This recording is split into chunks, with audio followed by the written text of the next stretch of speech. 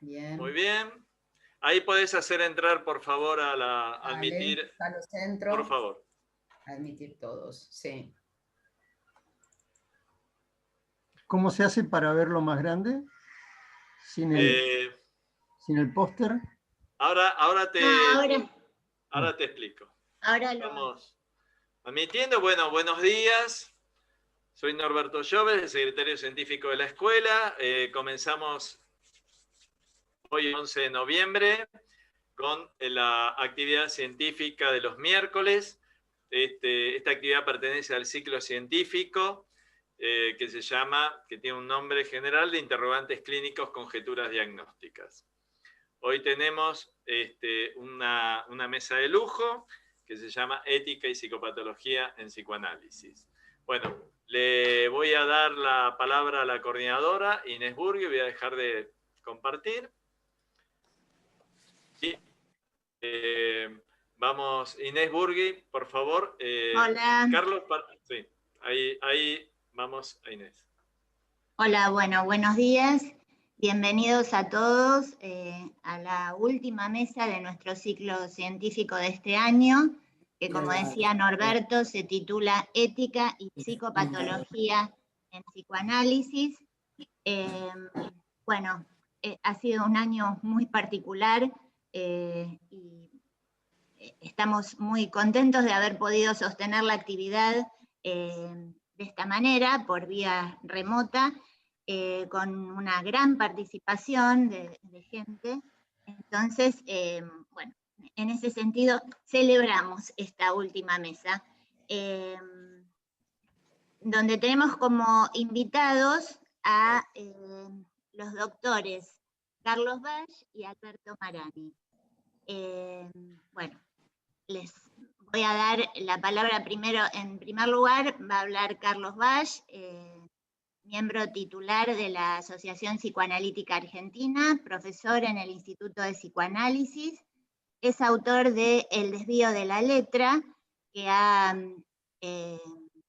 tenido una segunda edición corregida y aumentada hace un par de años, así como de otros libros en coautoría y diversas publicaciones y ensayos, de artículos y ensayos en revistas y en otras publicaciones. Así que bueno, te damos la bienvenida, Carlos, y te escuchamos. Bueno, buenos días a todos, a quienes conozco, algunos supongo, y a quienes no conozco. Es un gusto participar en esta actividad.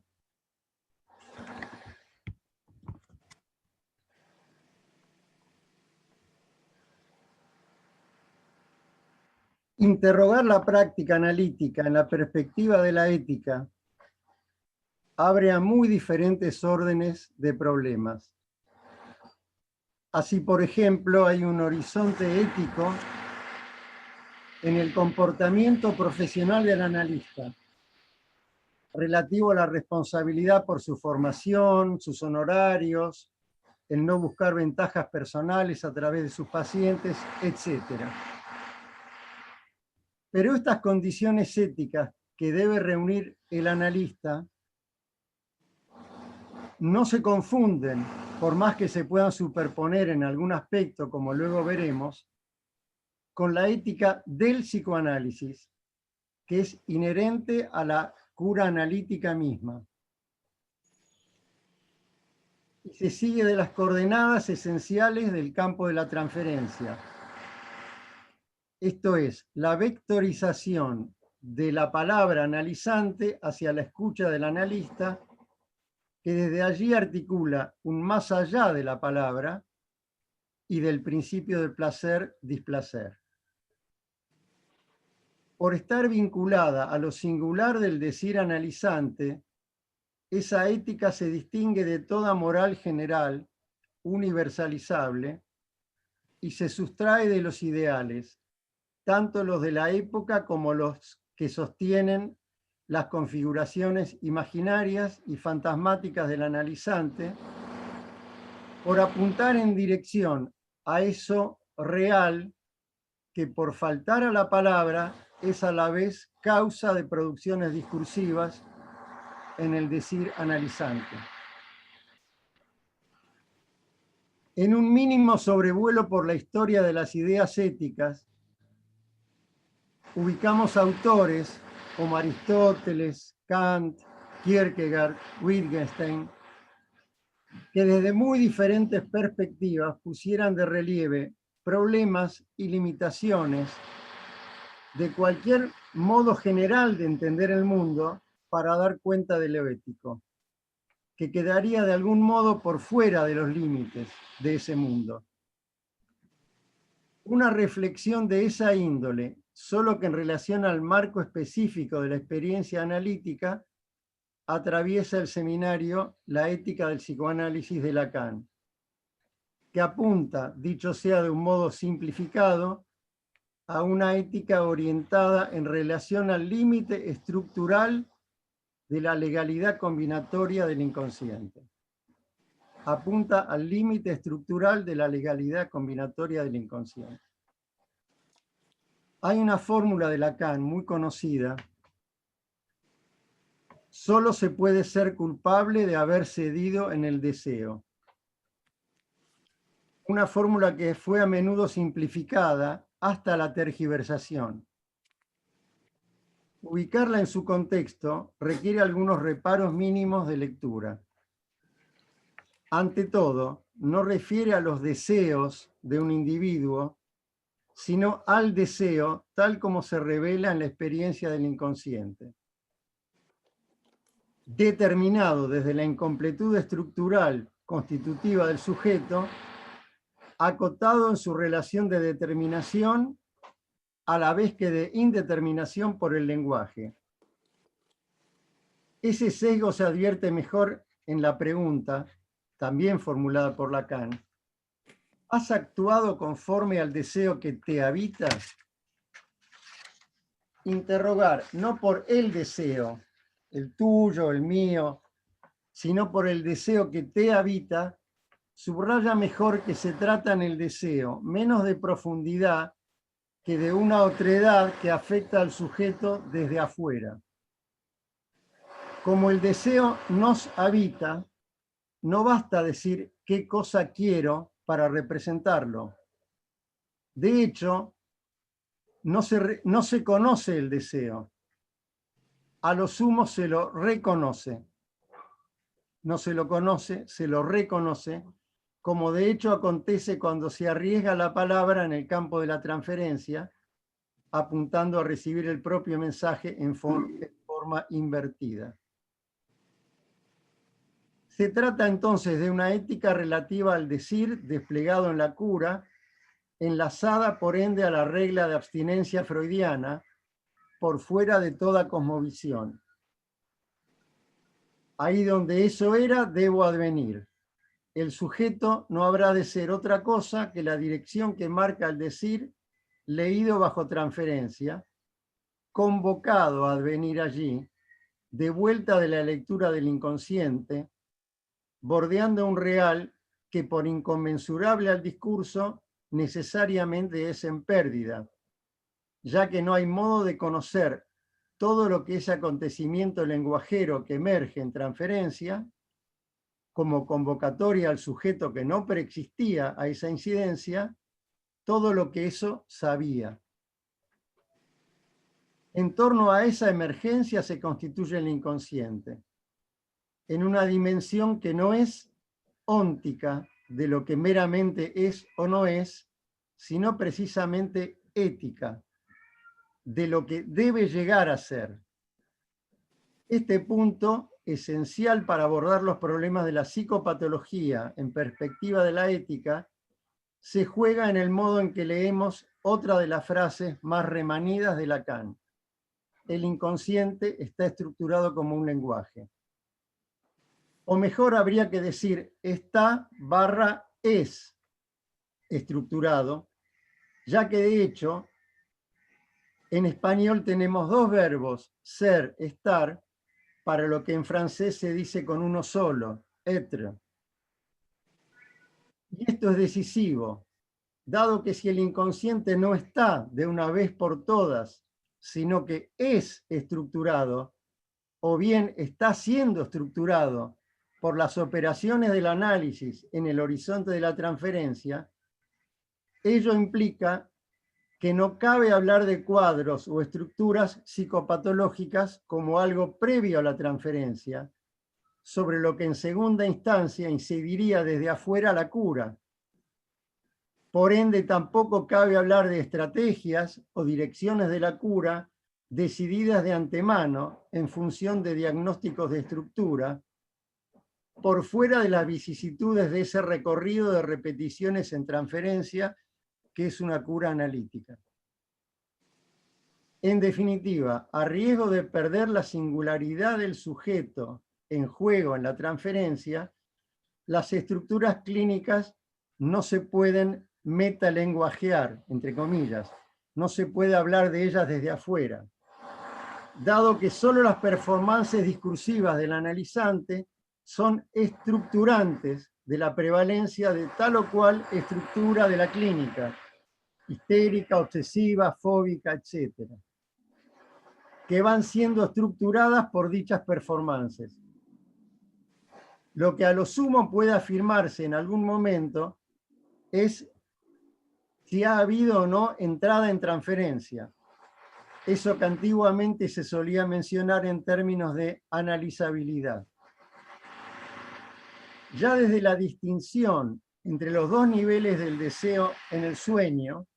Carlos, Carlos, discúlpame, están pidiendo que hables un poco más lento, por favor.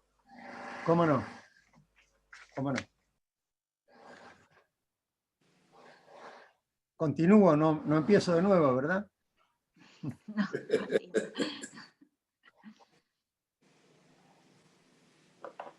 ya desde la distinción entre los dos niveles diferentes del deseo del sueño, Freud ubica en la escucha de los pensamientos latentes la articulación de una falta de representación en el lugar de la causa. En términos lacanianos, que el sujeto se produce en torno a la incompletud del gran otro, con la que no puede menos que confrontarse. A esa confrontación la podemos llamar castración, a condición de no ubicarla meramente en el registro de pérdida de una parte del cuerpo. A esa confrontación apunta la cura analítica. Esa es su ética, y en ese aspecto hay en ella una dimensión que bien podemos llamar trágica. No porque un análisis tenga que llevar a un final particularmente desdichado, ni mucho menos, sino porque al articular la imposibilidad que insiste en la repetición neurótica, la experiencia analítica inscribe una verdad que no es preexistente al acto que la produce y necesariamente en disyunción con el saber que se revela en falta. Ahí está lo trágico, en la discordia inherente al deseo y el concomitante fracaso en la satisfacción plena e inmediata que ilusiona el alma bella del neurótico, al mismo tiempo que su miseria sintomática lo resguarda de ponerla a prueba, esa satisfacción.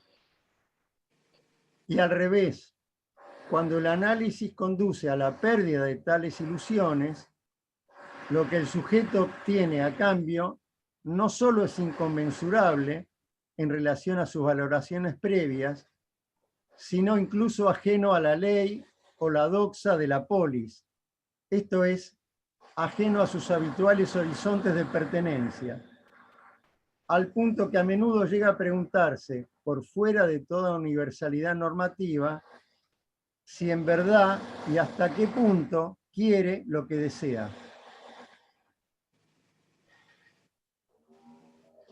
En la medida en que supone la pérdida de esa imposible satisfacción, la ética del deseo ubica un goce sin otro registro que el de su pérdida, delineada en negativo desde la lectura de los síntomas. Una lectura que adquiere valor de acto precisamente porque no es hermenéutica. Esto es, para garantizar su pertinencia no hay manual de técnica ni código de ética que valgan.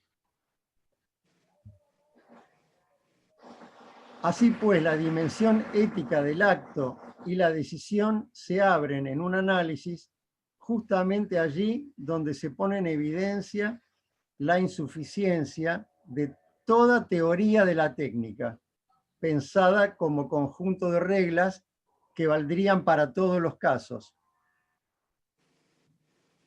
No es que las redes discursivas que la palabra analizante ofrece a la transferencia carezcan de una legalidad simbólica combinatoria, sino que esa legalidad tiene, por razones de estructura, un límite. No alcanza aquello que pulsiona en la repetición, más allá de toda rememoración posible y del principio del placer-displacer. Y precisamente allí donde no hay garantías hermenéuticas, es decir, esto quiere decir esto con seguridad, es donde apunta la ética como ética de lectura. Se advierte aquí la interrelación entre insuficiencia estructural, ética y causalidad. Si hay lugar para la ética en un análisis es por la insuficiencia de la determinación estructural, y ello mismo es lo que abre a la eficacia de la causa.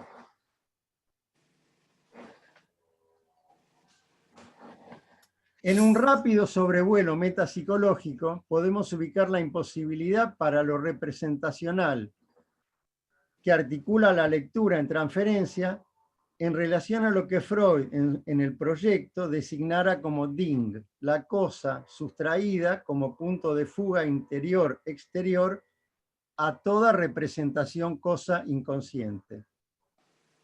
Lacan la enlazó a la inexistencia de ese soberano bien al que desde Platón y Aristóteles apuntan las sucesivas teorizaciones morales, poniendo así de relieve su valor de causa de combinaciones retóricas en el plexo significante que conforma al sujeto, que tiene con esa, su causa, una relación de no relación, más o menos recubierta por los fantasmas neuróticos, una relación que es a la vez mayor y menor, incluida y excluida, según se escribe en el famoso losange de la fórmula del fantasma en Lacan.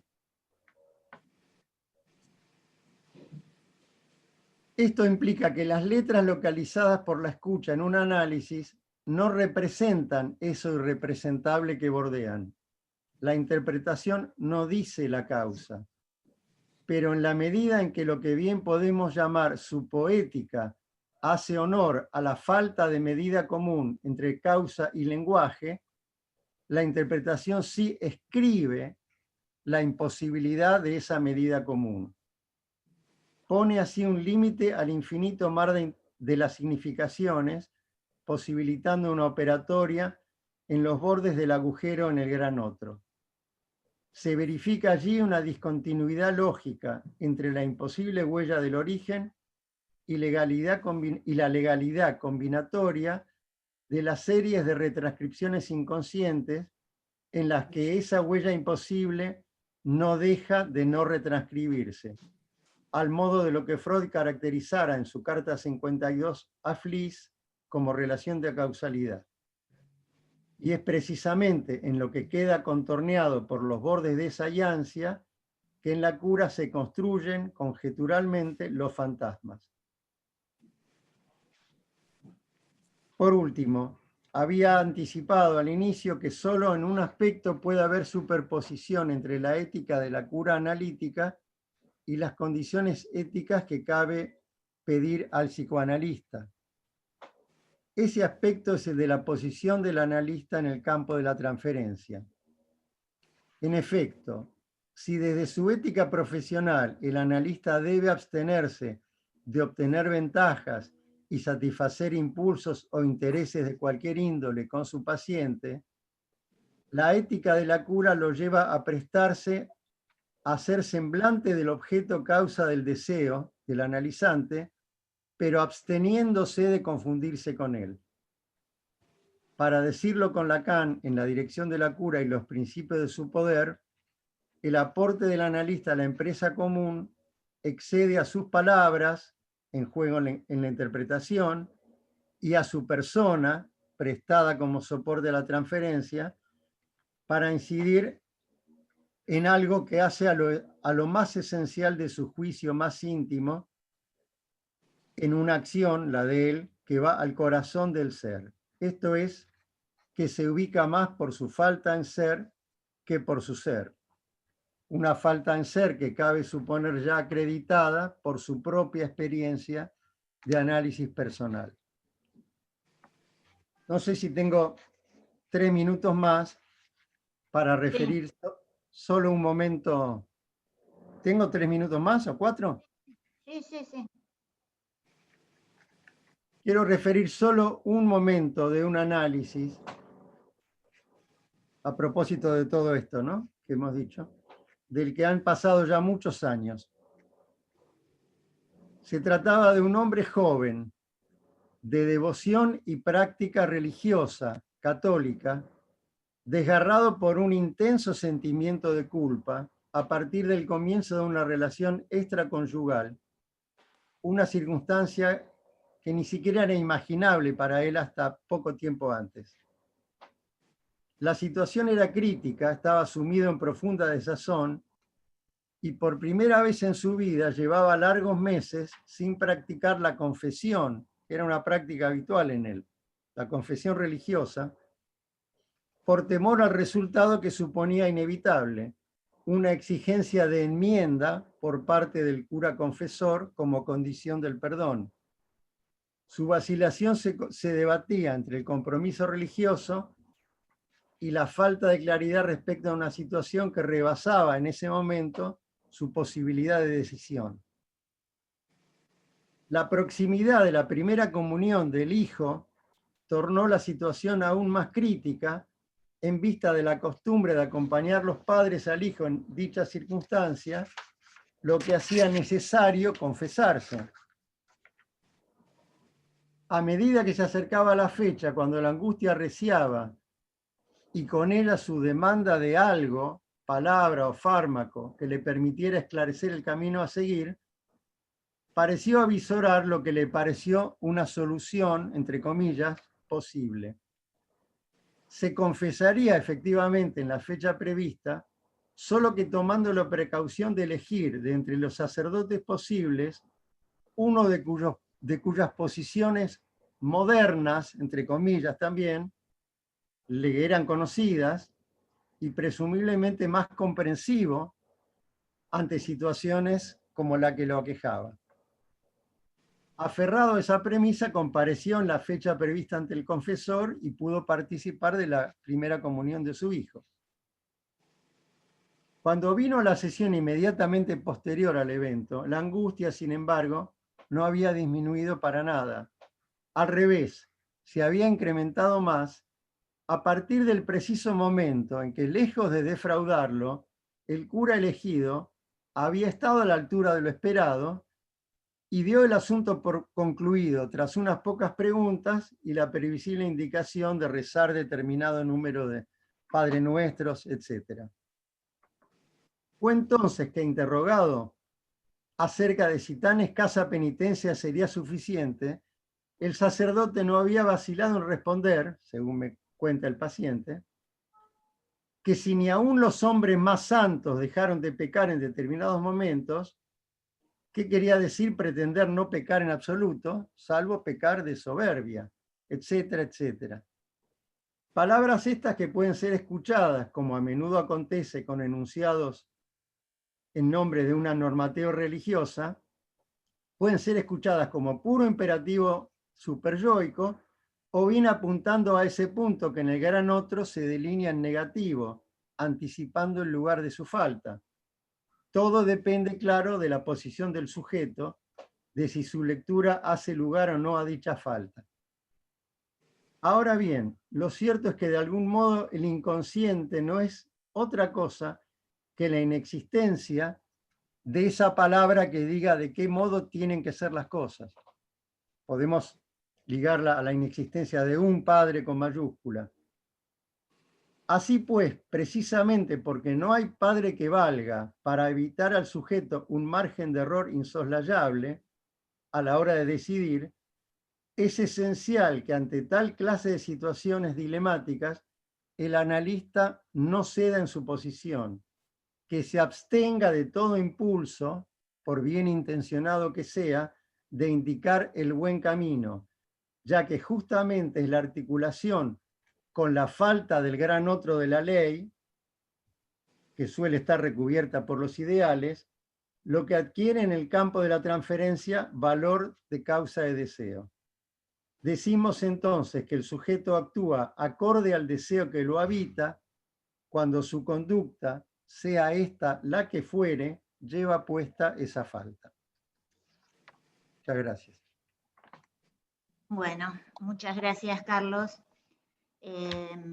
Presentamos ahora a Alberto Marani, miembro de la institución, médico, psicoanalista y psiquiatra, miembro de la Escuela de Psicoterapia, docente en la Asociación Escuela Argentina de Psicoterapia y miembro también del Colegio de Psicoanalistas y docente en la misma institución. Te escuchamos, Alberto. Buenos días. Es un orgullo para mí compartir esta mesa con todos ustedes, con Carlos y con Norberto, con Inés y Mónica, que debe andar por allí. El enfoque que yo les quiero contar un poco cómo voy a dividir mi exposición.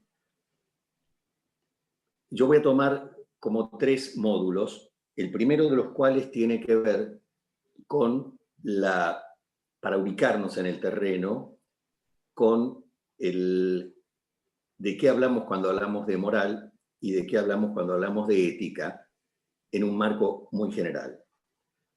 En segundo lugar, voy a tomar, y tal vez le podamos sacar un poco el jugo al paciente que nos propuso como ejemplo Carlos, la ubicuidad de una encrucijada ética permanente en la vida de los pacientes, pero en la vida de todos nosotros, que tiene que ver justamente con la cuestión de la culpa. Y en tercer lugar, voy a hacer un punteo acerca de las referencias que como analistas tenemos que tener presentes desde el punto de vista del ejercicio de nuestra profesión. Con respecto a esta panorama, una muy somera discusión, presentación, porque ustedes saben que no caben en todas las casas nuestras la cantidad de trabajos, solo para nombrarlos de primer nivel, que hay sobre estas cuestiones que son inmanentes al desarrollo de la civilización y de la humanidad y de la cultura. Entonces, voy a hacer unas precisiones modestas porque no soy filósofo, ni siquiera puedo confesar que amo a Sofía, de manera que van a ser referencias bastante generales sobre esta cuestión. El ethos, la raíz de la que viene, como tantas otras cosas en nuestra cultura de Grecia, se remonta a la época de Homero y hace una escala importantísima en el padre de la tragedia, otro punto de contacto con la exposición de Carlos que me interesó mucho, que es la esencia trágica de la dimensión humana, que a veces se exacerba como dilemática en determinados momentos de las vidas personales y de los pacientes, naturalmente, y de la interrelación entre los pacientes y nosotros en el campo de la clínica. Fíjense que el hecho de que haya sido Esquilo, el padre de la tragedia, la segunda gran referencia al etos,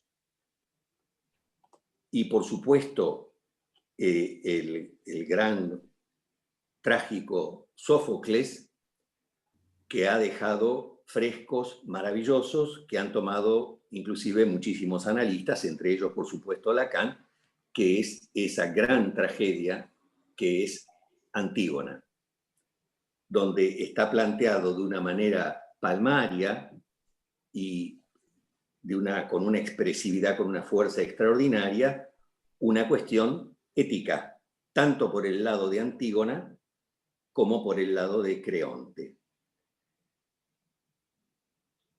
Pero el que va a darle un impulso extraordinario, sobre todo porque gran cantidad de sus textos llegaron hasta nosotros, yo creo, milagrosamente, es de él, uno de los más grandes filósofos postsocráticos, que es Aristóteles con su Ética Nicomaquea. El momento en el que se produce la irrupción de la moral es por la mano de Cicerón, que propone, recogiendo la tradición griega, hacer una traducción latina sobre la base de la etimología del término ethos. Entonces, en latín, lo mismo que quiere decir, tiene dos significaciones. No quiero hacer estas disquisiciones porque hay unas diferencias, inclusive hay una inscripción con épsilon y otra inscripción con eta, que da dos variantes distintas, pero grosso modo ambas quieren decir más o menos morada, y quiere decir también, o sea, el lugar que habitamos, las costumbres con que vivimos, y al mismo tiempo quiere decir carácter, o sea, la configuración de las personalidades. La moral y la ética son separadas. Dije que voy a hacer algunas precisiones nada más como para que nos podamos entender y sepamos de qué estamos hablando cuando hablamos de estas cuestiones. La diferencia la establece Kant entre ética y moral y le da, por supuesto, un enorme desarrollo. Para nuestros fines prácticos, a mí me parece que vale simplemente considerar que la moral es un conjunto de principios, normas y valores que nos indica qué debemos hacer en nombre del bien. Estos valores en sí no son ni verdaderos ni falsos y son históricamente mutables.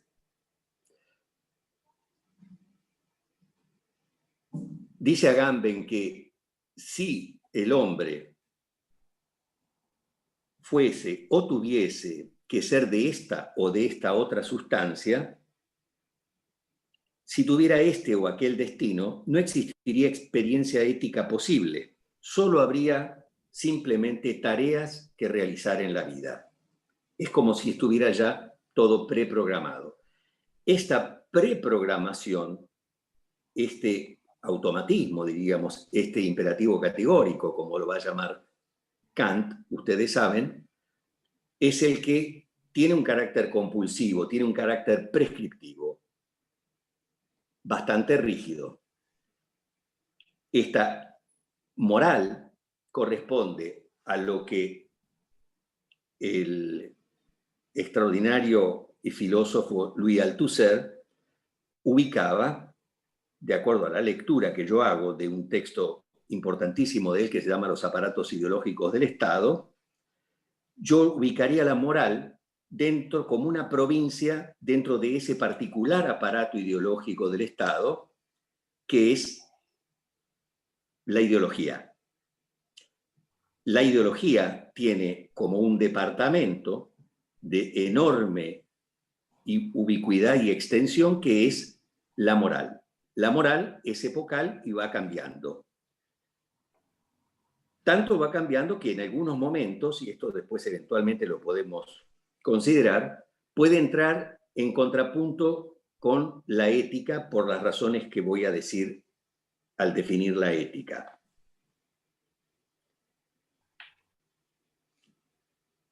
Los aparatos ideológicos del Estado son un complemento en la descripción althuseriana del Estado, es un complemento del aparato represivo del Estado, ¿no? Los medios por los que penetra la ideología, porque quiero hacer hincapié en las formas sutiles, vaporosas, pero indudablemente penetrantes de las reglas morales como representaciones guías de todos nosotros en los que no podemos dejar de estar concernidos. Es a través de la familia, a través de las instituciones, de la educación, del aparato jurídico, de los sistemas, de los aparatos de los partidos y los sistemas políticos, de la iglesia, de los más media y de los productos culturales, que son modélicos. Y tenemos una cantidad extraordinaria de ejemplos. Estos van variando por la época, naturalmente, pero son referencias de una extraordinaria presencia en la clínica, como podemos ver cuando, por ejemplo, en la adolescencia, la identificación con determinados héroes con o sin comillas, puede guiar conductas y a veces de una manera verdaderamente peligrosa, tenebrosa. Cuando nosotros somos inevitablemente alcanzados por las manifestaciones de los pacientes, ya sean verbales, gestuales, o sea, paraverbales, o sencillamente por los actos de los pacientes en la situación analítica, somos susceptibles de que se produzcan en nosotros reacciones que se expresen en lo que digamos y en lo que actuemos. De manera que, para dar una referencia muy sucinta respecto de la ética, en este caso puesta en contrapunto con la moral, yo diría que la ética es lo que nos obliga a nosotros a formular una posición definida frente a una situación dilemática en la que nos obliga a una elección. Esta es la razón por la que Foucault va a definir la ética como un acto reflexivo de libertad. Es un acto porque tiene que ver con las costumbres y porque tiene que ver con las acciones, no solamente con los dichos, sino fundamentalmente con las acciones. Yo tengo una raíz artreana y ya imposible de disimular, y no hace falta hacerlo. Sartre tenía una frase muy concreta que rige mi vida personal, profesional, política y de cualquier otro orden, que es: al hombre hay que considerarlo en función de sus actos. Como decía el gran Keith Richards, dice: talk is cheap, hablar es barato. Lo que se juega, en definitiva, son los actos a través de los cuales podemos tener determinada impronta en la vida cultural, social y también profesional. Entonces, como la ética nos obliga a tomar decisiones concretas frente a situaciones dilemáticas que no están prescriptas. Por ejemplo, voy a tomar la oferta del paciente de Carlos, que así lo tomamos como una referencia común, podría después poner otros ejemplos, pero este hombre que me hacía recordar a otro paciente mío que tenía también un dilema ético espantoso, especialmente porque se veía constreñido por su moral, se encuentra frente a una situación dilemática en la que el paciente, como muy frecuentemente ocurre, y esto es bien interesante, hace trampa. Los seres humanos, diría, somos, para no hacer un acto de soberbia, tramposos. Él ubica un cura que sospecha que no es precisamente, que plantea una incoherencia, porque seguramente por la descripción de Carlos yo asumo por mi cuenta y riesgo que no era de la línea eclesial a la que él pertenecía o respecto de la cual se sentía más afín, ¿no? Le sale muy mal, como acaba de describir muy bien Carlos, porque evidentemente después lo retomaremos con la cuestión de la culpa. El cura tiene la idea de desculpabilizarlo. Esto es una importante enseñanza para nosotros los analistas cuando queremos operar como curas. Tentación en la que podemos caer. Vamos a volver dentro de enseguida, vamos a volver en un ratito nomás sobre la cuestión de las tentaciones. La moral del analista debe quedar entonces en un permanente suspenso, porque inclusive cuando nosotros impartimos la regla fundamental, la asociación libre, le estamos pidiendo al paciente esa tarea prácticamente imposible, que es la de hablar sin ningún tipo de miramiento, de censura, que describa, como decía Freud, como un pasajero que va describiendo el paisaje de su superficie psíquica y se lo vaya relatando al analista.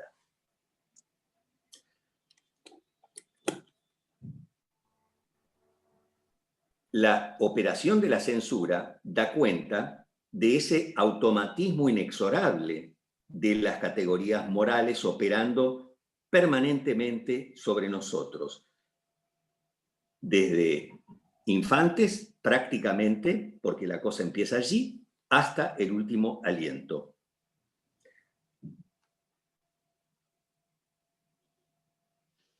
Entonces, yo creo que cada analista debe responderse sincera y francamente y serenamente cuál es su ideología. Tiene que hacer un autoexamen, qué valores considera fundamentales y cuáles accesorios,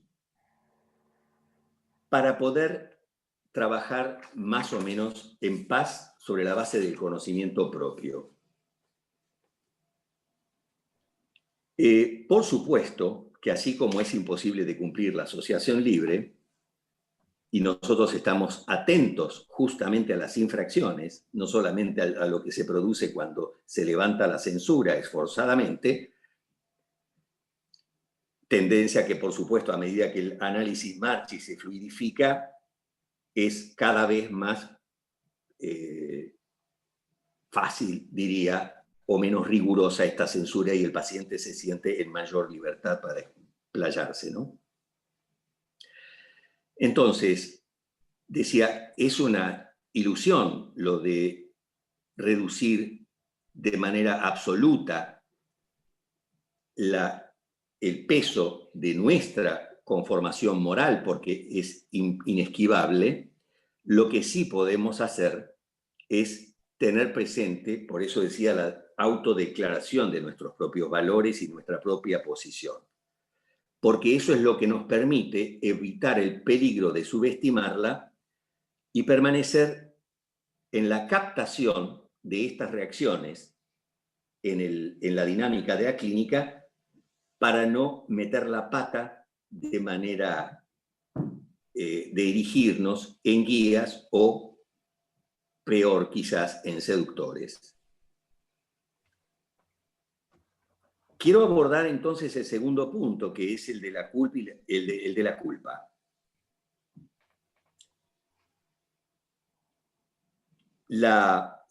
Especialmente quiero hablar no de la culpa en general, que es un tema que inclusive tiene un correlato o una importancia extraordinaria en el orden jurídico, sino de la culpa neurótica versus lo que podríamos llamar vagamente una culpa realista.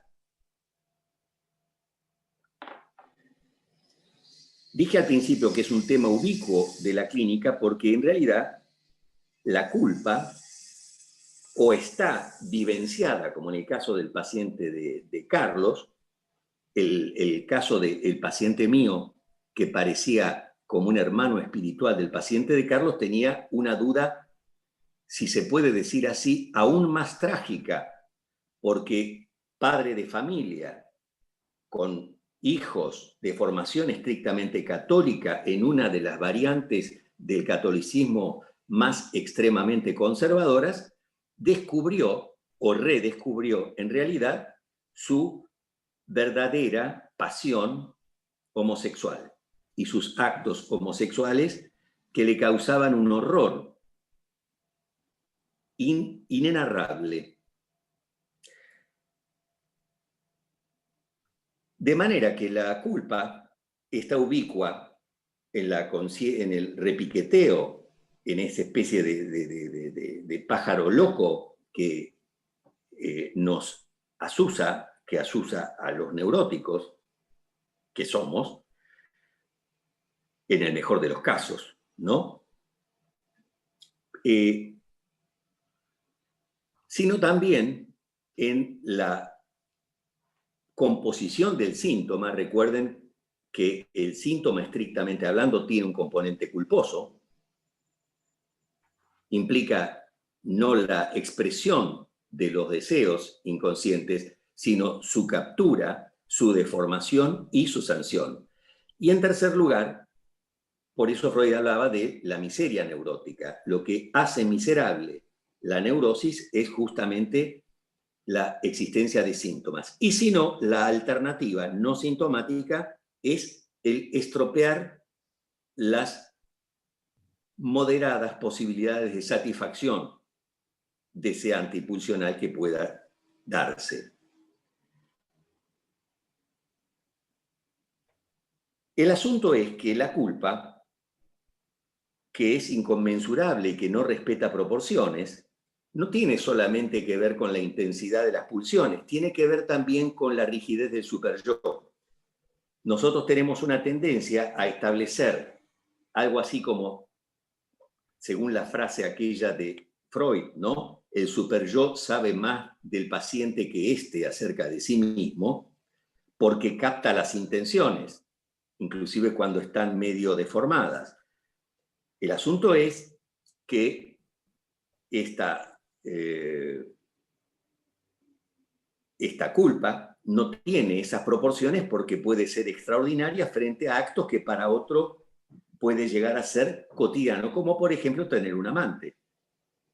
Tener un amante, ser católico o ser judío, o conozco menos esta otra cultura. Conozco un poco, pero no he tenido pacientes infieles musulmanes.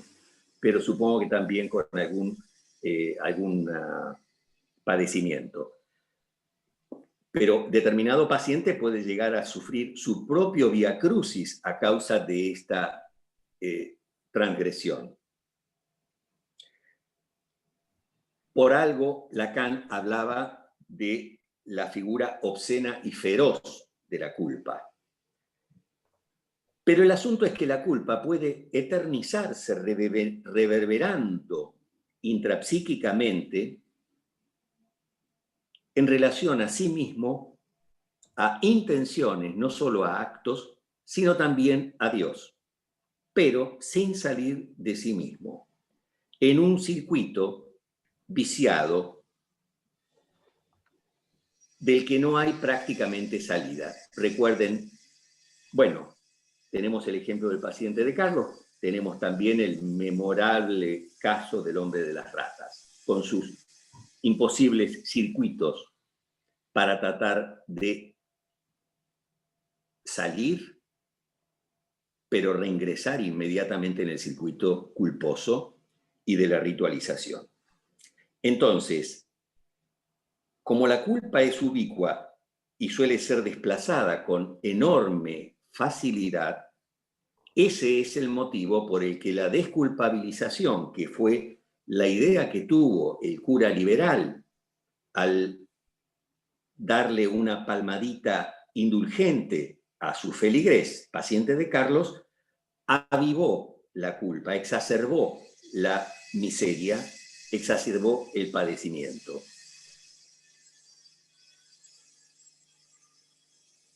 Entonces, este sentimiento de culpa, ya sea en su forma inconsciente, como necesidad de castigo, o en la articulación con el fantasma, opera como censura o componente del síntoma que, decía antes, estropea la satisfacción.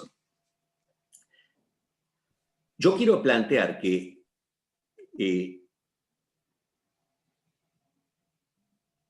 mi punto de vista y lo que les propongo es oponer la culpa neurótica a la responsabilidad.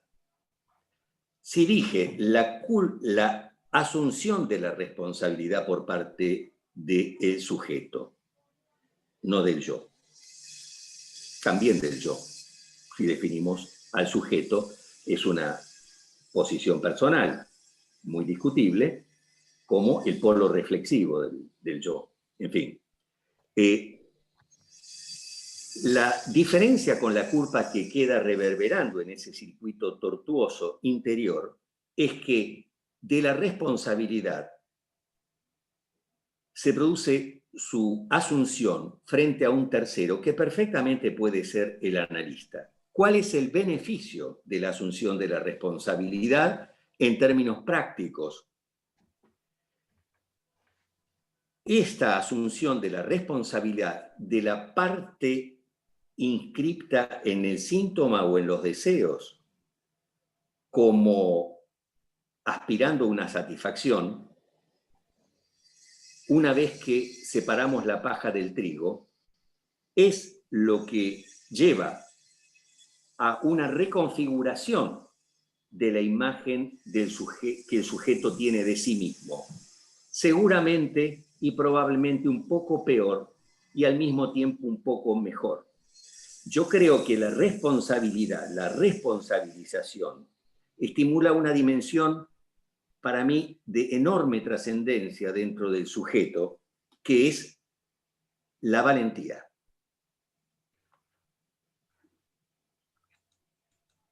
La culpa, como citaba Freud, nos hace a todos cobardes.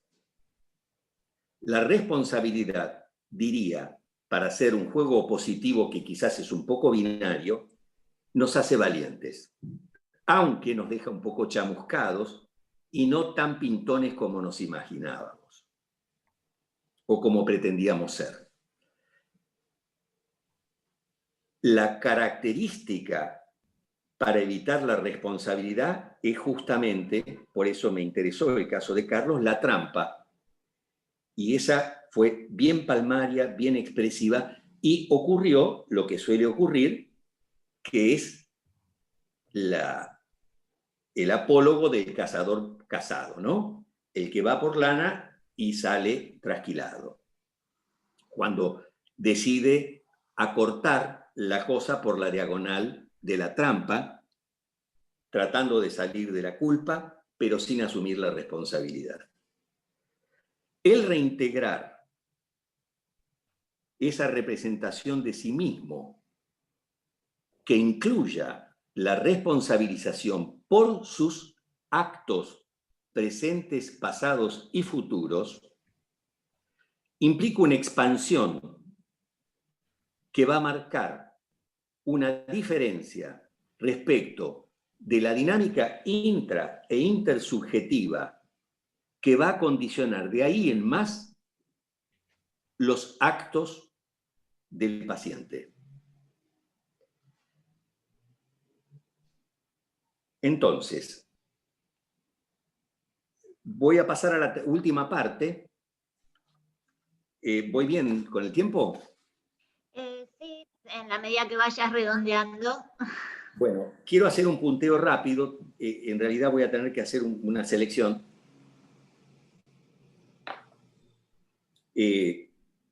se va aprendiendo de a poco a lo largo de muchos años, y penosamente lento es el proceso de ir marcando lo que uno tiene que escribir ante una presentación de más o menos media hora. Siempre uno peca por exceso, ¿no es cierto? Ahora viene el momento en que tengo que aplicar una autocensura reflexiva para poder adecuarme a esta mesa. Un punto importante que quería y había prometido tocar era el de la activación pulsional del analista en el marco de la clínica, sus razones y consecuencias. Como dije al principio, no hay manera de evadirse, mirar, como decía Joyce, del creador que miraba a una distancia mientras se limaba las uñas. No hay manera de ninguna posición analítica budista en este sentido. Entonces, necesariamente va a ser alcanzado y sus pulsiones y sus deseos se van a activar.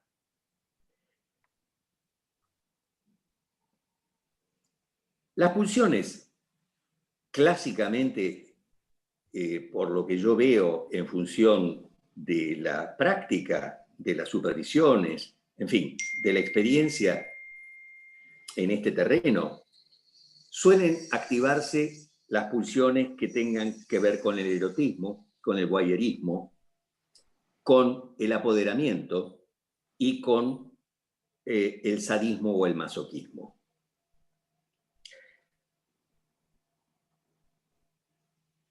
La idea de no caer en la tentación activada, como ya decía Freud en Tótem y Tabú, la visión de la inermidad del otro facilitada por la posición asimétrica analista-analizante,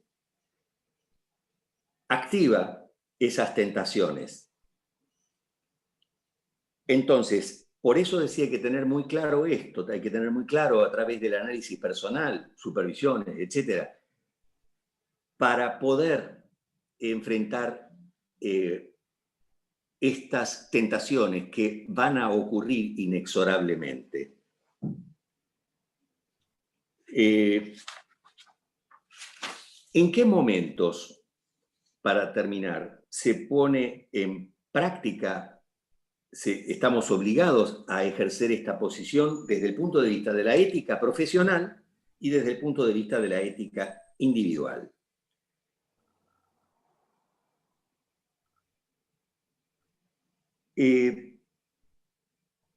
Por un lado, en la decisión de la analizabilidad o no de un paciente. En segundo lugar, en la adecuación al dispositivo, por ejemplo, la frecuencia y duración de las sesiones. Existen otro tipo de tratamientos. Recuerden que yo soy psicoanalista, soy psicoterapeuta y soy psiquiatra. Entonces, las decisiones respecto de esto pueden estar influidas por distintos motivos, entre ellos por el de hacerse de una manera más o menos protésica y que incluye un deseo noble, que es el de hacerse de una identidad profesional. El asunto es que por esta razón se puede llegar a someter como un lecho de Procusto a cualquier tipo de paciente a un tratamiento analítico, lo cual puede redundar en el malogro de la herramienta que nosotros tenemos. En la propuesta del contrato, que es un contrato, el contrato analítico, que tiene que estar absolutamente, taxativamente formulado y consensuado con el paciente. Porque esta es una de las tentaciones también. Tanto Carlos como yo somos médicos y sabemos, tenemos la formación corporativa y la, bueno, ahora en decadencia, autoridad sacrosanta del médico, pero por la edad que veo, los dos pasamos la adolescencia ya, nos recibimos hace unos cuantos años, estamos formateados por esa impronta médica, por lo menos en mi caso esto es muy claro, de manera que uno tiene que hacer, como decía Manoni, la descolonización de sí mismo, ¿no? Uno tiene que desconstruirse también en este sentido. Entonces, el contrato se puede reformular también de común acuerdo, pero una vez que se establece hay que respetarlo. Entonces, la cuestión, y vamos en todo caso a tener una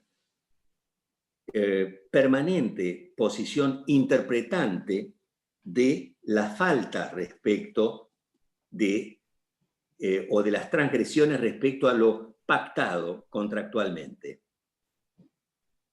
Esto es lo que da un marco a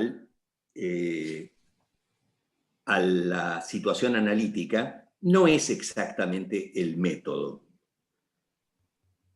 Por otro lado, las autorrestricciones, como ya decía, ni seducir ni dejarse seducir.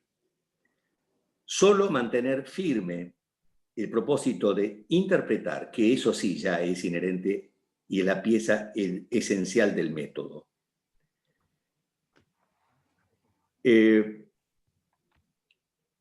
Ustedes saben que Freud decía que el terreno donde más se afinca la hipocresía es en el terreno del sexo y en el terreno del dinero. De manera que estas son referencias importantísimas para no cometer ni abusos ni sometimientos. Cosas que dichas así parecen sencillas, pero que en la práctica cotidiana muchas veces, y aún por experimentados que seamos, no son tan sencillas. Entonces,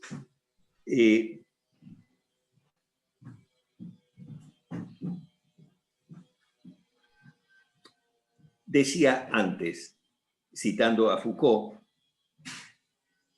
que la ética es el uso reflexivo de la libertad.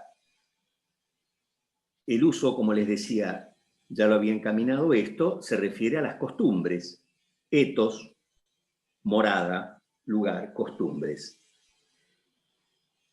Libertad porque implica elecciones, decisiones. Siempre la ética nos pone frente a decisiones, a diferencia de la moral, que ya está preconstruida y preaporté, lista para llevar, lista para utilizarse. Nos da una especie de facilidad, como el software. ¿Y por qué dice reflexivo? Porque reflexivo en este caso no se refiere a la actividad pensante, se refiere a que todo acto ético vuelve sobre el propio sujeto. Bueno, esto es lo que tenía para decirles. Bueno, muchas gracias. Quería, ahora se abre el espacio para las preguntas. Quería en este momento bisagra, digamos así, entre las dos exposiciones y ahora voy a comenzar a leerles las preguntas. Leerles el epígrafe de la mesa que decía, el epígrafe que tenía preparado y que es acorde a lo que dice el epígrafe, justamente su inclusión en este momento anormal, porque el epígrafe dice, no se trata de incluirse al cuerpo científico de la psicopatología, se trata de demostrar cómo la psicopatología se constituyó sobre una exclusión, precisamente la que parece restituir Freud, la continuidad de lo normal y lo patológico. Es una frase de Carlos Cury, y bueno, la incluimos de esta manera anormal para hacer juego con el contenido del epígrafe. A ver, preguntas, hay muchas felicitaciones, muchos agradecimientos. Empiezo por leerles algunas y hacemos una tanda de preguntas y después seguiremos. Para Carlos, cuando dijiste, ahí donde eso era, debo advenir, por favor que aclare si es la cita de Freud, de Lacan o la suya, porque puede haber diferencias con la formulación tradicional, allí donde ello era, el yo debe advenir, ya que no me queda claro a qué instancia se refiere el debo advenir y cuál sería la modificación que supone.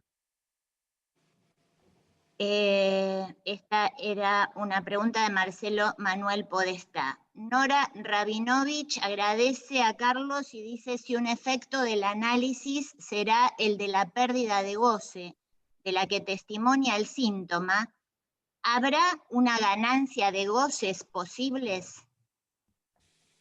Cintia Chantril pregunta, ¿se puede pensar un análisis sin la renuncia a consolar al paciente respecto de su culpa? Después, más adelante, dice, ¿qué posición tomar entonces para trabajar la culpa y reconducirla? Leo una más y si quieren damos una vuelta por los panelistas. ¿Cómo la ética quedaría fuera de lo epocal, estando el sujeto habitado por el deseo de otro que está atravesado por la cultura y lidia con la manera particular de época, con el malestar de la cultura, y las estructuras psicopatológicas son producto de un momento particular del movimiento psicoanalítico? Bueno, no sé quién de los dos quiere. Sí. Algunas preguntas de esas fueron dirigidas a mí, entiendo. Sí. Así es, sí, sí. ¿Puedo responder? Sí, claro, claro. Bueno, brevemente, porque varias dan tocan problemas muy, donde convergen muchas cosas, pero voy a tratar de ser breve. Allí donde eso era, debo advenir. Yo no diría que hay una formulación tradicional. Hay una sola formulación. Lo que puede variar son las traducciones. La frase freudiana es unívoca. Wo es war, soll ich werden. Había sido traducida al español con anterioridad como el yo debe advenir allí donde estaba el ello. Lacan la tradujo al francés y sobre esa vía se ha traducido al español como donde eso era yo, porque de hecho Freud no dice das Ich, el yo, dice Ich, yo. Eso es lo que le autorizó a Lacan a traducirla como debo advenir. No tanto como yo, el yo de la segunda tópica, sino como ese yo, pronombre personal que resulta del trabajo de análisis. Entonces, que haya un pronombre personal yo, advenir como sujeto de esto que antes estaba meramente en el dominio del ello como efecto del trabajo de la cura. Pero insisto con esto, no es que una formulación sea más tradicional que otra, son diferentes traducciones de la misma formulación de Freud en las lecciones de introducción. Yendo a la pregunta sobre si hay ganancia de goce además de la pérdida de goce, es un tema que podríamos explayarnos, pero yo voy a tratar de acotarlo. La ganancia es la ganancia de la pérdida, porque no se puede hablar de goce en términos positivos. Entonces, el goce se lo reconoce como perdido. Antes estaba en los síntomas, en la neurosis o en los síntomas que fuera, y hay una ganancia de la pérdida de goce, que no es automáticamente una ganancia de goce. Por supuesto, hay ganancias, hay una satisfacción, podemos pensarlo en términos de puesta en acto del deseo, podemos pensarlo en términos sublimatorios. Claro que hay ganancia, pero no, esa ganancia no es de goce, porque con el goce, con el término goce, aludimos a esa suposición de completud del otro que necesariamente se pierde en el recorrido del análisis. Aunque sea una cuestión meramente de términos, a mí me gusta pensarlo de ese modo, ¿no? Hay ganancia de la pérdida y hay efectos de esa ganancia. Después estaba la pregunta sobre sobre si hay análisis sin consuelo. Claro, depende del alcance que le demos al término consuelo, que lo podemos usar coloquialmente de muchas maneras. Ahora, hablando estrictamente, en la perspectiva freudiana, me parece que el análisis solamente empieza cuando se termina el consuelo. Cuando dejamos atrás el consuelo, empieza el análisis. No tengo nada en contra del consuelo en un sentido humano, ni mucho menos, pero es una condición necesaria para poder indagar eso que está en juego allí. Más o menos como cuando se dice que hubo que abandonar la hipnosis para que la asociación libre pudiera permitir acceder a ciertos contenidos inconscientes. La posición de consuelo puede ser, hasta diría, necesaria en algún momento. Yo no es que tenga nada en contra, no me parece que esté mal en todos los casos, ni mucho menos. Puede ser necesaria, puede ser inevitable. Pero hay que saber que entonces ese no es un momento de análisis en el sentido estricto, y que los momentos propiamente analíticos de un análisis no van por esa vía, van por lo que la culpa tiene de verdad, que no es para consolarla, porque la culpa toca algo de esa incompletud del otro, y por lo tanto algo del deseo, y es por la vía del deseo. Entonces, insisto, no estoy con esto descalificando un momento que puede ser necesario de consuelo en X tramo de un análisis. Estoy diciendo que eso puede ser necesario para sostener un momento muy particular, pero que lo propiamente analítico del análisis va por otra vía. Y la última pregunta, creo, me parece muy interesante y toca un punto muy claramente importante. ¿Cómo es esto de que no se trata de la época si estamos atravesados por el gran otro y el gran otro tiene que ver con la época? Creo que era algo así la pregunta, ¿verdad? Sí, la pregunta. Y me parece que sí, que hay algo ahí que puede sonar paradojal, pero que toca a esta doble determinación por el lenguaje que nos determina, pero que a la vez nos deja en banda en un punto esencial.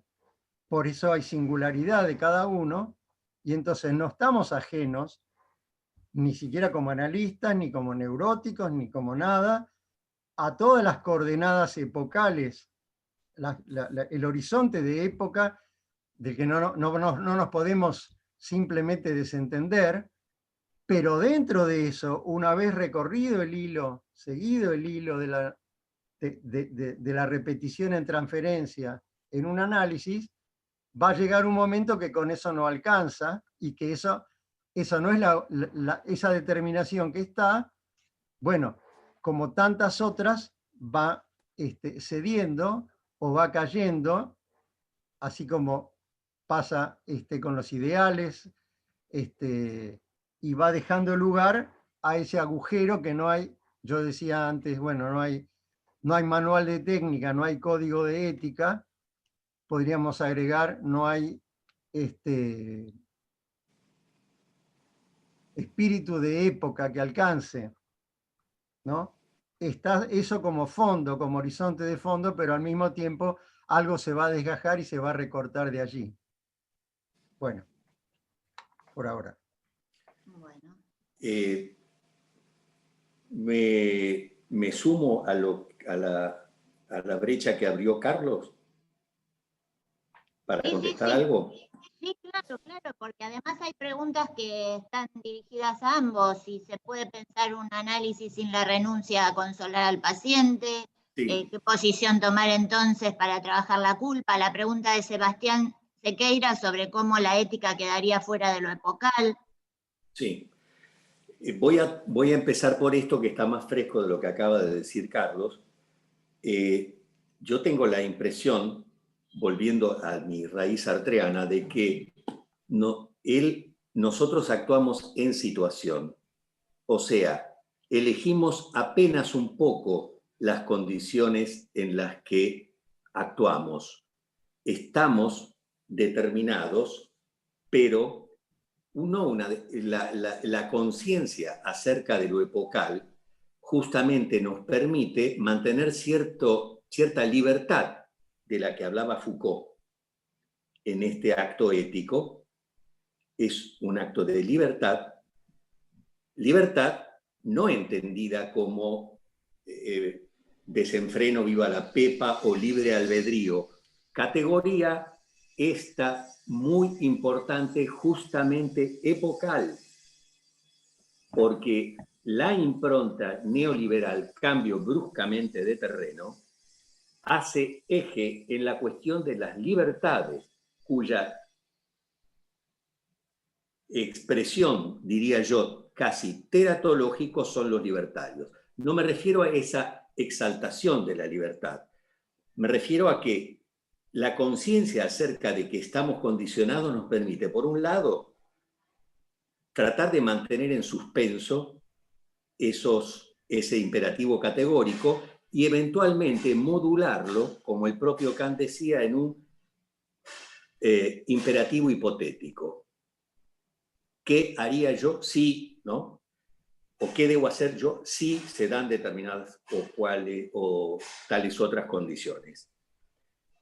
No hay manera de sustraerse a la época. Lo que pasa es que las condiciones en las que uno se desempeña son las de la época. Uno puede tener conciencia de esto y puede tener un cierto margen, pero no puede de ninguna manera sustraerse a esto.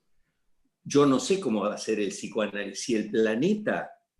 Si el planeta sobrevive al presente y al futuro, tal vez en el siglo XXII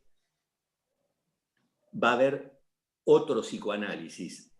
Sin duda, este psicoanálisis no es ni siquiera, en muchos aspectos, el psicoanálisis en que yo me formé. Estamos hablando de más o menos unos 40 años, 40 y pico de años. De ese tiempo, ahora ha cambiado mucho.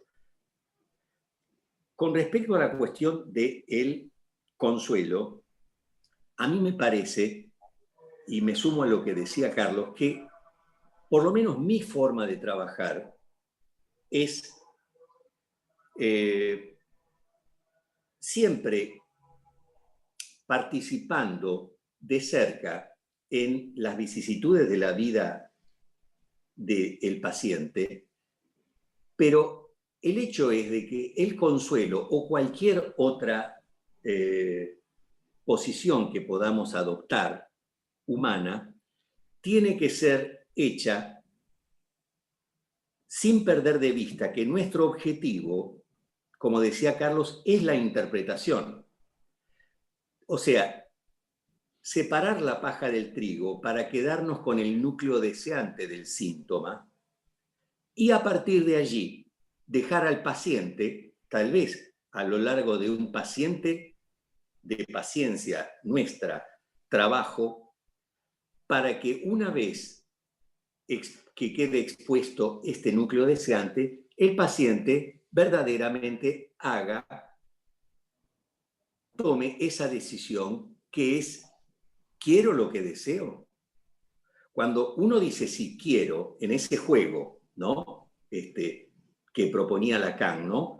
Acerca de ese quiero lo que deseo, significa yo estoy dispuesto a correr con las consecuencias de tomar en mis manos, de verdaderamente llevar al terreno de los hechos mi deseo. ¿Quiero eso?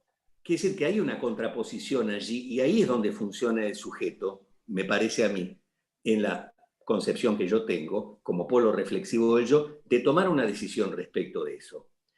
Este es el trabajo para el que nosotros podemos preparar a través de muchísimas operaciones, es medio horrible decirlo así, como la del consuelo. El consuelo, digamos, ¿cuál sería el no consuelo? El no decir no acompañar un sentimiento de sufrimiento que no es ficticio, el paciente está sufriendo. Nosotros no nos vamos a quedar como el cura del desdichado paciente de Carlos con la satisfacción de una palmada. Nosotros vamos a tener la brújula de a dónde queremos ir, cuál es el camino que estamos siguiendo con el paciente. No se lo comunicamos inmediatamente, pero esa es la dirección hacia la que nosotros nos dirigimos, nos enfocamos. En cuanto a la cuestión de la pérdida del goce, yo no tendría nada que agregar a lo que dijo Carlos, que lo sintetizó en una frase inspirada. Se gana lo que se pierde, en el sentido de que, bueno, eso dará lugar eventualmente a otros tipos de satisfacción y no las imaginerías que se pueden producir en la mente del neurótico, que siempre son sobredimensionadas en CinemaScope, in Technicolor, pero cuando se enfrenta a los hechos concretos empiezan las vacilaciones y los balbuceos. Entonces, tal vez esto da un cierto tratamiento a ese deseo en otra forma, quizás más satisfacible.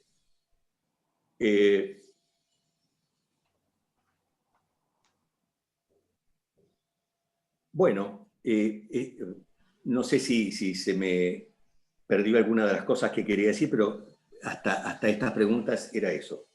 Bueno, espero ser claro, ¿no? Les transmito, se está escuchando todo bien, por ahora se está transmitiendo bien, digamos.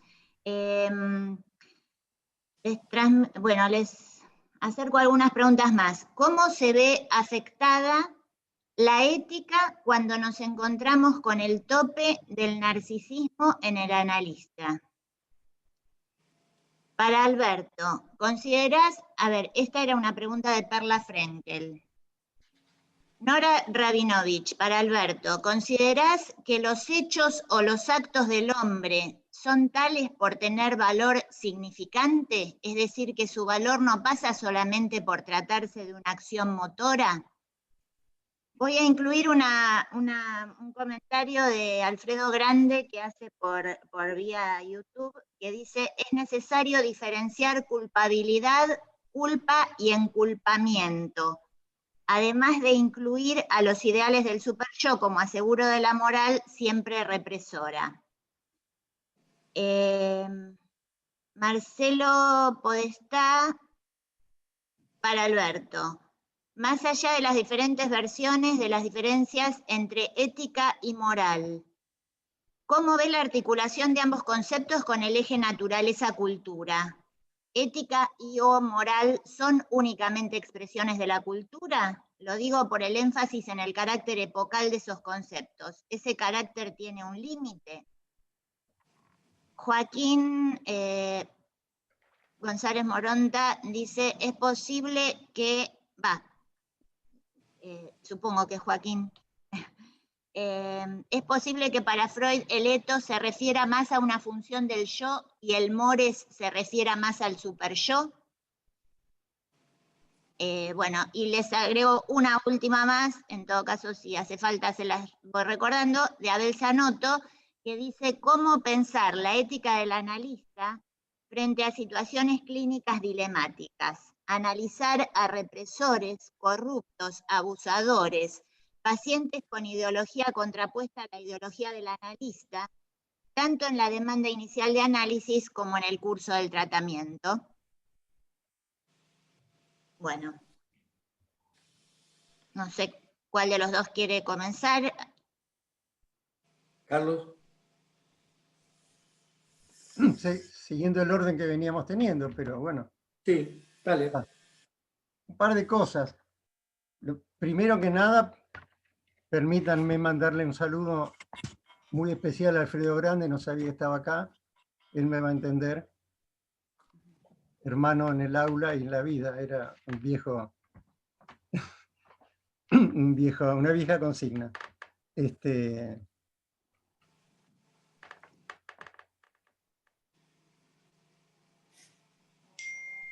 ¿Cómo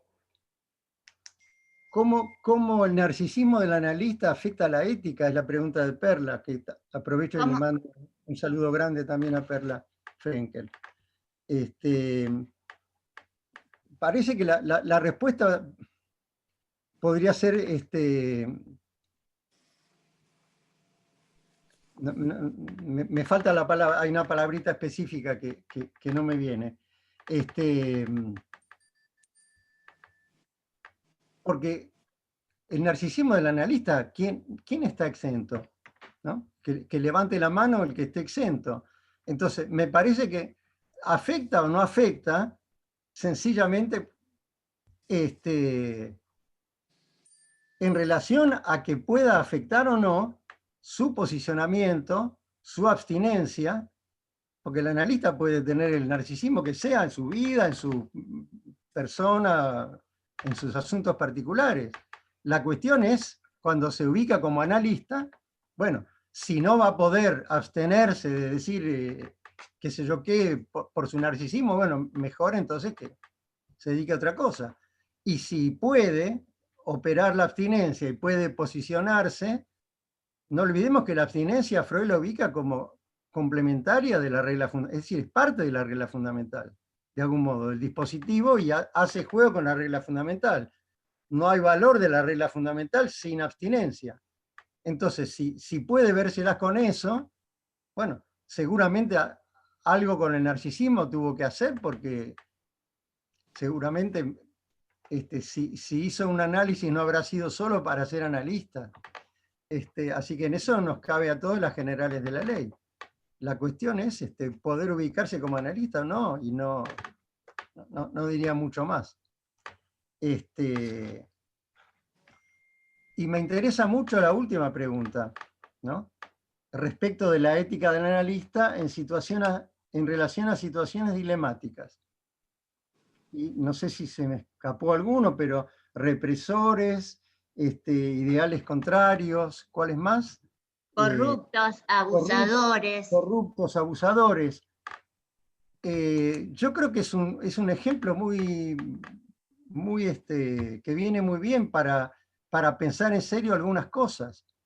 Porque, en primer lugar, eso depende, entiendo yo, también de la posibilidad del analista de ubicarse como analista. Porque podrían no ser estas cosas que suenan tan feas, pero hay analistas que, o nos puede pasar a cualquiera de nosotros, que algunas situaciones de la clínica no nos son demasiado propicias para poder ubicarnos como analistas. Entonces, a lo mejor hay alguien que no se las puede ver con un alcohólico por X razones de su genealogía familiar, porque no va a poder operar como analista. Pero si puede operar como analista con un alcohólico, y bueno, operará como analista. No veo la diferencia con el corrupto o con el represor o con el que tenga ideales diferentes. Al revés, yo diría que si en ningún momento de un análisis aparece nada de ideales diferentes, es decir, si no hay nada de que abstenerse el analista en eso, yo sospecharía que algo va muy mal. Entonces, sin tener que llegar a esas situaciones que pueden sonar como extremas y que depende de la condición de cada uno. Alguien puede decir, yo no quiero atender, no quiero analizar a un corrupto o a un represor o a lo que sea, más allá de cómo definimos eso. Pero cualquiera tiene derecho a decir, mire, yo prefiero derivárselo a otra persona, yo no estoy en condiciones de trabajar con usted. Pero obviamente eso es caso por caso. Y la cuestión otra vez es si yo me puedo ubicar como analista o no. No sé si queda claro, pero entiendo que es un punto muy importante porque la mayor parte de las veces no son este tipo de pacientes los que tenemos, pero en los que sí tenemos, difícilmente no se plantea en algún momento algo. Y bueno, ahí tiene que operar la regla fundamental y la abstinencia. Si eso se puede sostener y uno quiere, ¿por qué no? Y si eso no se puede sostener porque es más fuerte que uno, yo a este tipo no lo soporto y quiero cantarle las 40, bueno, entonces no lo voy a tomar como analista. ¿Se entiende, no? Ujú. Totalmente de acuerdo. Voy a empezar al revés entonces, voy a empezar desde lo último, que sí, me parece una excelente pregunta y que tiene que ver con la historia profesional de cada uno de nosotros, me parece, a esta altura del partido, considerando las distintas vicisitudes de nuestro querido país, porque yo debo decir, yo empecé a trabajar a fines de la década del 70, después de terminar la especialidad, y ya aún desde antes hice una práctica hospitalaria en el francés a fines de los 70, y en algunas oportunidades he tenido, por las razones que decía Carlos, por una cuestión simple de repugnancia, que no tomar, en todo caso, a determinado tipo de pacientes. Ahora bien, por ejemplo, personas que eran no solamente represores, sino que tenían como una cierta conciencia bastante en paz con respecto a esa función, porque esta es otra cuestión. Por ejemplo, una cosa es un abusador arrepentido que viene a consultar por ese motivo, y otra cosa es ¿se acuerdan el paciente ese de Freud, que es un muy buen ejemplo para esta mesa, el que le entregaba a Freud los billetes planchaditos, lavaditos y planchaditos, que tenía esas prácticas como si fueran el tigre, se llevaba a las pibas? ¿Se acuerdan de ese paciente, no es cierto?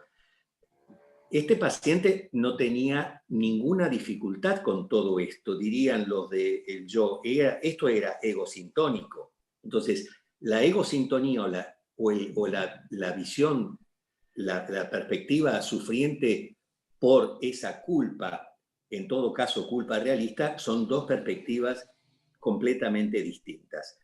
Creo que frente a determinadas cosas, uno tiene que verdaderamente también plantearse la posibilidad de un reanálisis frente a determinadas intolerancias.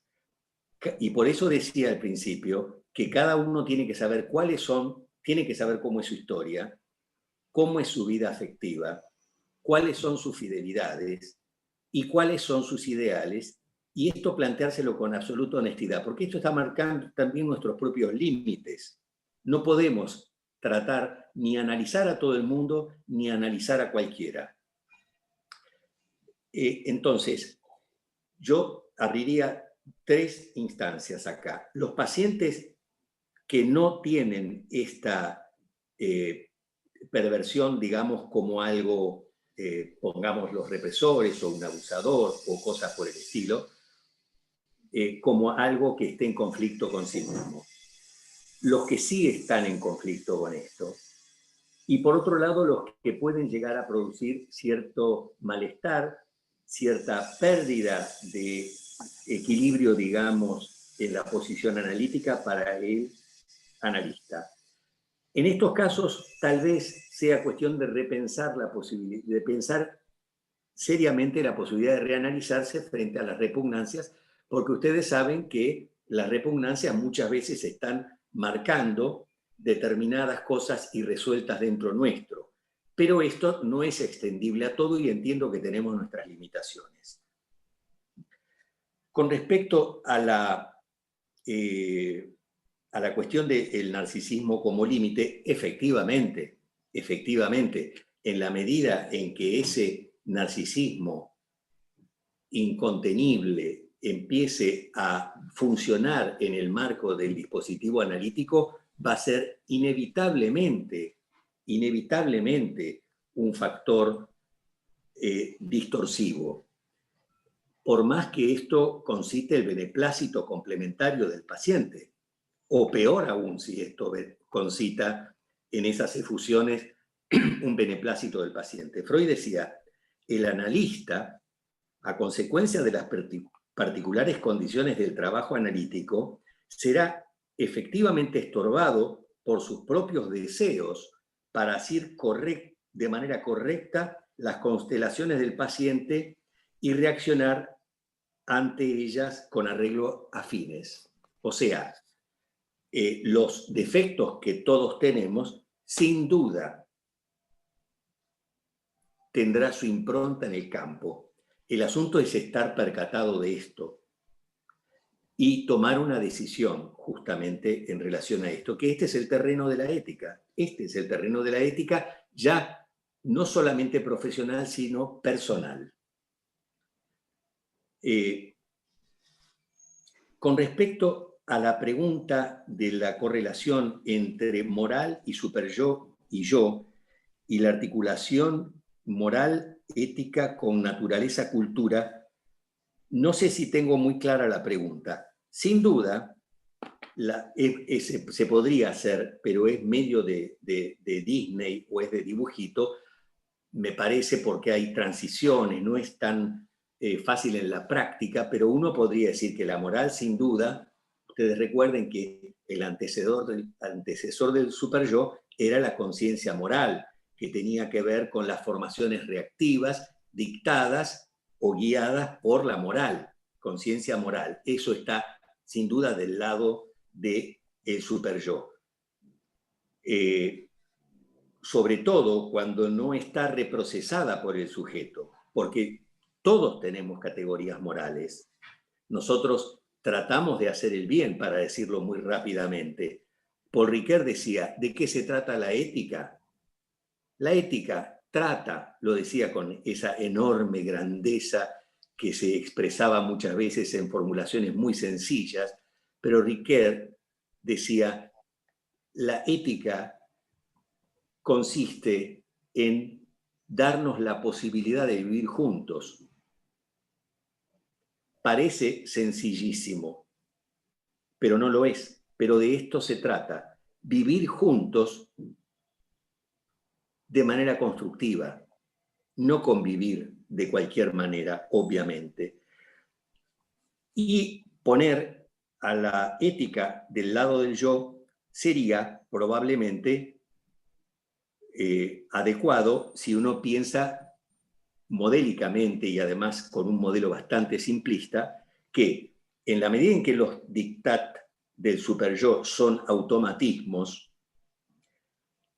el yo, y particularmente su polo reflexivo, el sujeto, obligan a alguien percatado de un procesamiento activo de esto, que ya no es la obediencia a un mandato. Implica decisiones, y si implica decisiones, implica consecuencias, ¿no? Con respecto a la cuestión de si la moral, no sé si entendí bien la cuestión de la pregunta entre la moral, si era toda cultural y la ética, por lo tanto, también, o si tenía que ver con el estado de naturaleza. Allí a mí me parece que es una pregunta que a mí me hizo recordar ciertas cosas muy curiosas. Si ponemos a los primates del lado de la naturaleza, hay interesantes trabajos de investigación sesuda, rigurosa, acerca de ciertas sanciones, ciertas culpabilizaciones, expulsiones, dentro, por ejemplo, recuerdo ahora el libro hermoso sobre los bonobos de un autor holandés, que tienen estos bonobos una especie de cultura.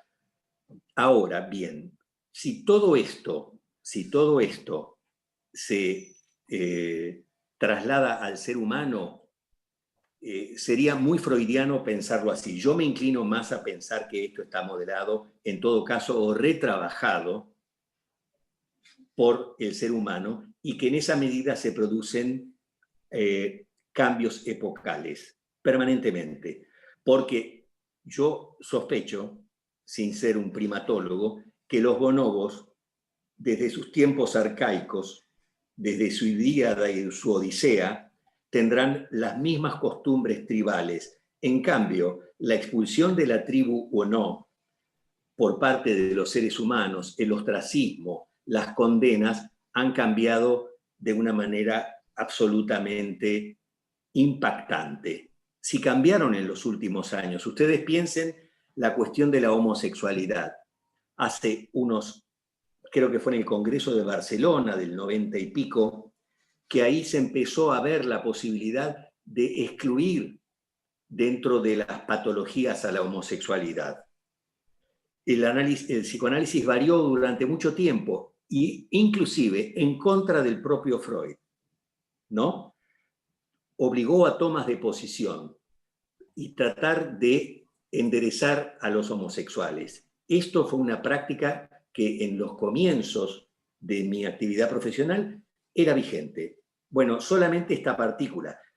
Y podríamos hablar del enorme capítulo, por supuesto, del papel de las mujeres, de la consideración respecto de las mujeres como que además se han convertido en un extraordinario sujeto histórico de vanguardia, con sus matices y qué sé yo, pero no hay ninguna duda de esto, y los enormes trabajos a los que nos han obligado para poder estar, para ser, como decía Daumier, creo que era un pintor francés, que él decía, uno debe ser contemporáneo, o sea, debe estar anclado en la contemporaneidad, solo que con una capacidad reflexiva y crítica respecto de dónde está plantado.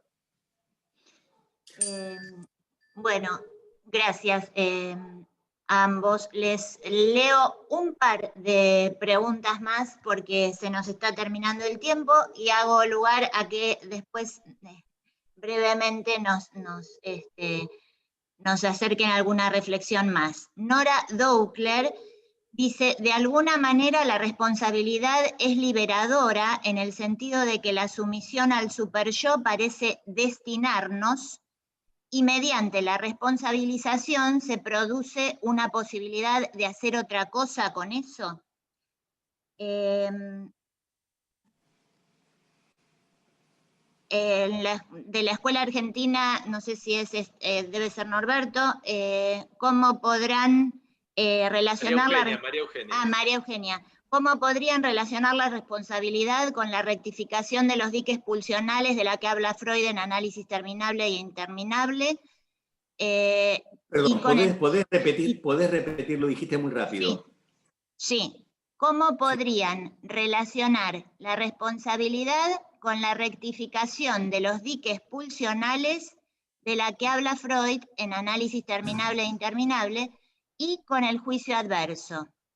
Y una reflexión, un comentario que hace Mónica Fabeluques. Alberto me recuerda lo que Luró plantea como el análisis de la implicación, que solo puede ser reconocida y no resuelta. Las determinaciones inconscientes y conscientes del analista, incluyendo las relacionadas con el género, la pertenencia de clase, la ideología, la pertenencia institucional, la geografía que habita y tantas otras. Bueno, hay más preguntas y comentarios, pero lamentablemente se nos está terminando el tiempo, así que les damos un ratito a cada uno para que hagan una reflexión o comentario final y bueno, y vamos a ir cerrando.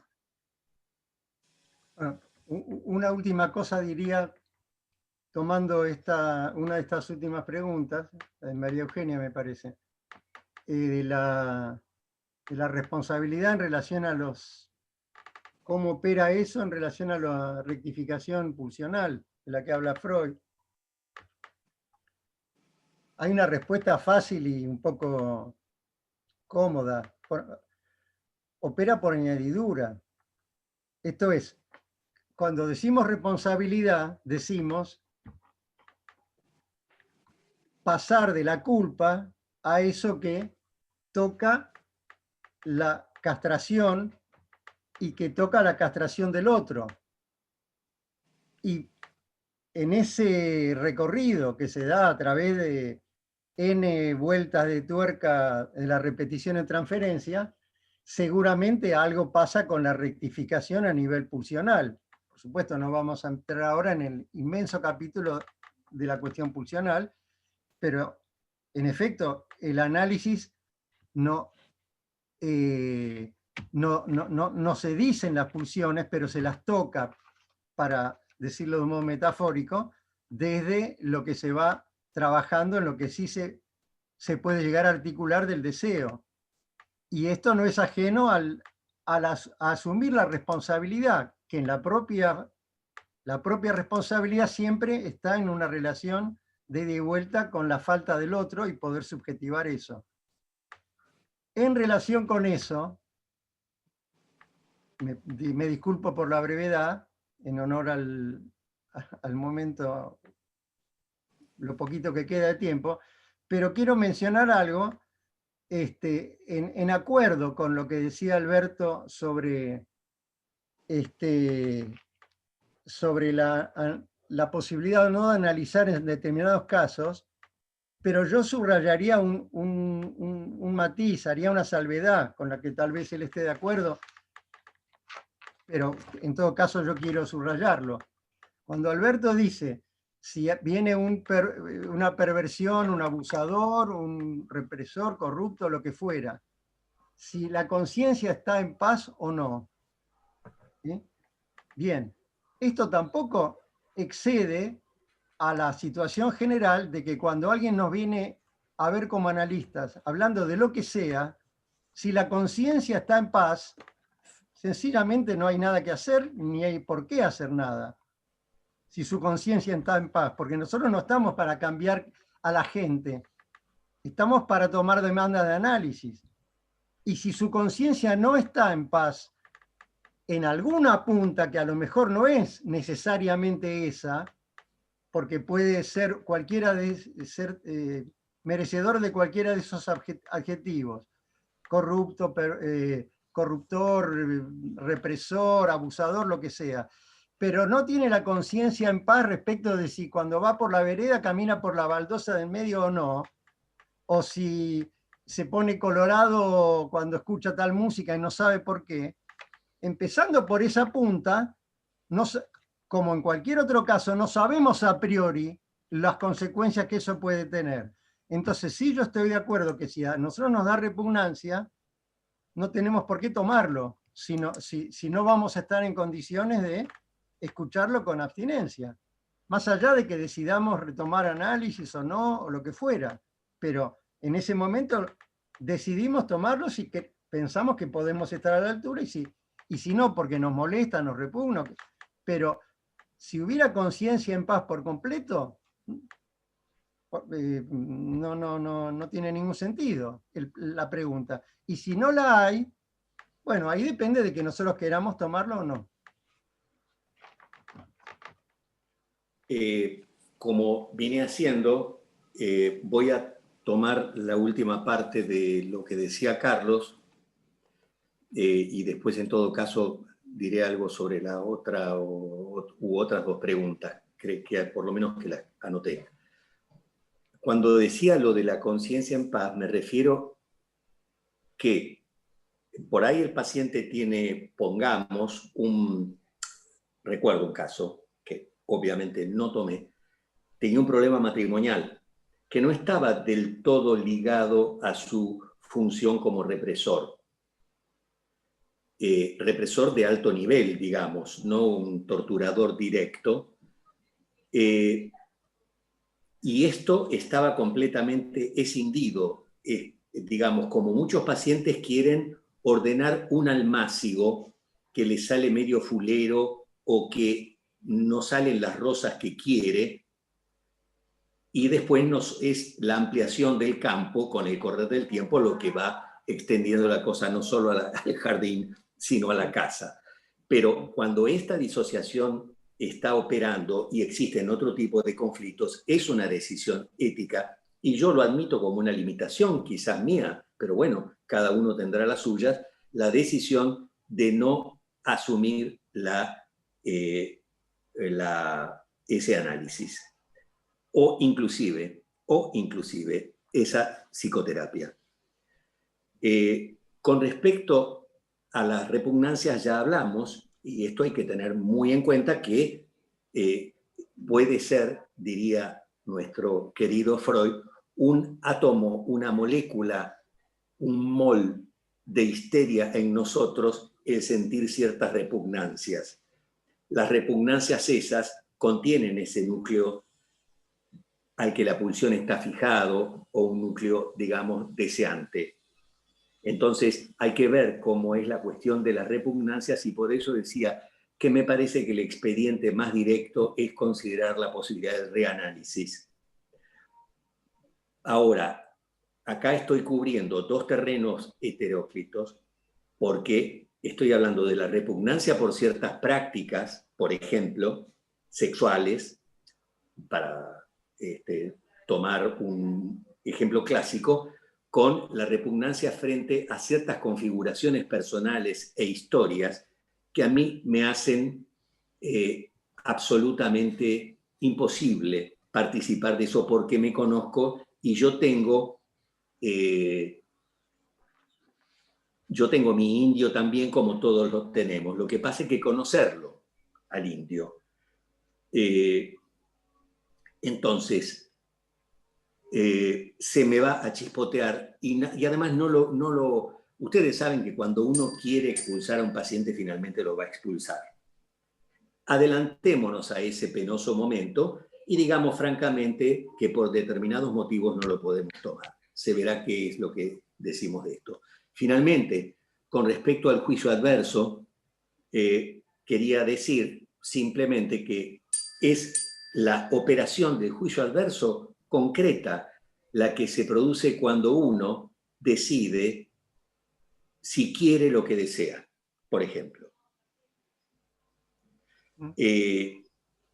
Entonces, muchos de ustedes tendrán alguna cuñada o algún cuñado que con el tiempo se ha puesto tan atractiva que podemos correr isabelizarnos en el sentido de Elizabeth de R. Bueno, tendremos que, ahí se impondrá una decisión ética, ¿no? Finalmente, lo que quiero es que no pude evitar ver algunos mensajes de colegas, compañeros, que llegan inclusive hasta Comodoro Rivadavia. Quiero agradecerle a toda esta invisible para nosotros cantidad de colegas que están a lo largo y a lo ancho del país, y quiero festejar el hecho de que esta pandemia ha posibilitado algunas pocas cosas. No creo que vayamos a salir mucho mejores, pero ha posibilitado algunas cosas. Por ejemplo, la federalización de estas prácticas, que invariablemente en las que he participado se han sumado personas que jamás hubiera yo pensado que pudieran estar coparticipando conmigo y con otros en distintos lugares del país y aún del planeta, en otros casos, que no sé si será y la verdad que me produce una enorme felicidad y bienvenida a la tecnología cuando se trata de estas posibilitaciones. Y por supuesto quiero agradecerle a la Comisión Científica y a mis queridos compañeros de la Escuela de Psicoterapia, y a Carlos, que ha sido un gusto muy grande. No lo conocía, pero me encanta haberlo conocido y participado con él en esta mesa. Bueno, igualmente, gracias por mi parte también. Bueno, muchas gracias a ambos, muchas gracias a todos. Vamos cerrando. Esta es la última mesa del ciclo científico, pero seguimos con actividades en el espacio científico, y ahora vamos a abrir para que puedan aplaudir, y vamos a anunciar. Norberto, ¿vos querés presentar la simplemente actividad? abrimos para que puedan abrir sus micrófonos, permitir que puedan abrir sus micrófonos y aplaudir la mesa. Mientras tanto, vamos a poner la invitación para la mesa que viene. Bueno, Ahí pueden ya pueden abrir sus micrófonos. desmutearse. Pueden desmutearse. Gracias, Alberto. Muchas gracias, muy bueno, muchas gracias. Gracias. Gracias. Un gusto. Muchas gracias. Muchas gracias. Excelente Gracias, actividad. Gracias. Los invitamos para la nueva mesa de la semana que viene. Transmisión de psicoanálisis en modalidad virtual. Gracias. Perfecto, gracias. Gracias. Bueno, gracias Alberto, gracias Carlos, gracias Norberto. Gracias a todos. Muy Gracias. Muchas gracias. Un gusto. Terminó el Zoom. Terminó el Zoom. A ver si ves el mismo número que yo.